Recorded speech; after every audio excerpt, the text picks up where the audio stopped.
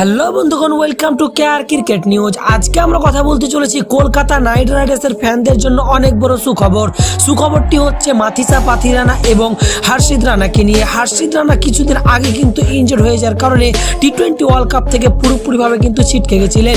উল্টো দিকে কিন্তু কেকেআর খেমাতে কিন্তু অনেক বড় টেনশন ছিল যে হর্ষিত রানাকে যদি আমরা না পাই তাহলে কিন্তু তার ব্যাকআপ আমাকে খুঁজতে হবে, এবং হর্ষিত রানা কিন্তু একটা বোলিং অলরাউন্ডার।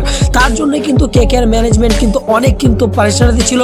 এই পারেশানির মধ্যেও কিন্তু মাথিসা পাথিরানা যখন কিন্তু পায়ে খিঁচটা ধরে তখন কিন্তু কেকেআর ম্যানেজমেন্ট আরও কিন্তু প্রেসারে পড়ে গেছিল যে মাথিসার পাথিরানাকে কিছু হয়ে গেল না। তা প্রথমে তো কিন্তু ব্যান হয়েছে মুস্তাফিজুর রহমান, উল্টো দিকে তোমার পুরোপুরিভাবে কিন্তু ইনজোর্ড হয়ে গেছিলো হর্ষিত রানা, এবং 3 নম্বর পেস বোলার আমাদের রয়েছিল সেটি হচ্ছে মাথিসা পাথিরানা কোয়ালিটি, সেই প্লেয়ারটি কিন্তু ইনজোর্ড হয়ে গেছিলো। এখন কিন্তু সুখবরটি বেরিয়ে আসছে সে মাথিসা পাথিরানাকে নিয়ে যে আইপিএল 2026 মরশুমে কলকাতা নাইট রাইডার্স কিন্তু পুরোপুরিভাবে অ্যাভেলেবেল থাকবে।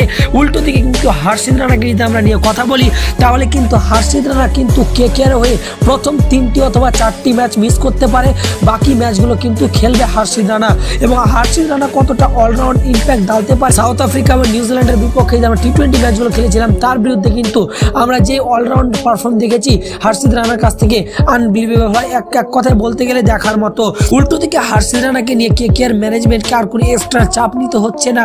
হর্ষিত রানা কিন্তু খেলতে চলেছে 2026 মরশুমে কেকেআর জার্সিতেই। তো এটাই ছিল আপডেট কলকাতা নাইট রাইডার ফ্যানদের জন্য, এবং তোমাদের কি মূল্যবান মতামত এই ভিডিওটা কেমন লাগলো অবশ্যই কমেন্ট বক্সে লিখে জানাও। আর হ্যাঁ, আমি কি ফেস ক্যাম ভিডিও বানাবো না তোমাদের জন্য ইমেজ ক্যাম আনফেস ক্যাম ভিডিও বানাবো, তোমাদের মূল্যবান মতামত কমেন্ট বক্সে লিখে জানাও। আর হ্যাঁ, এরকম নিত্য নতুন ছোট খবর আপডেট পাওয়ার জন্য আমাদের কেয়ার চ্যানেলটাকে অবশ্যই সাবস্ক্রাইব করে রাখুন।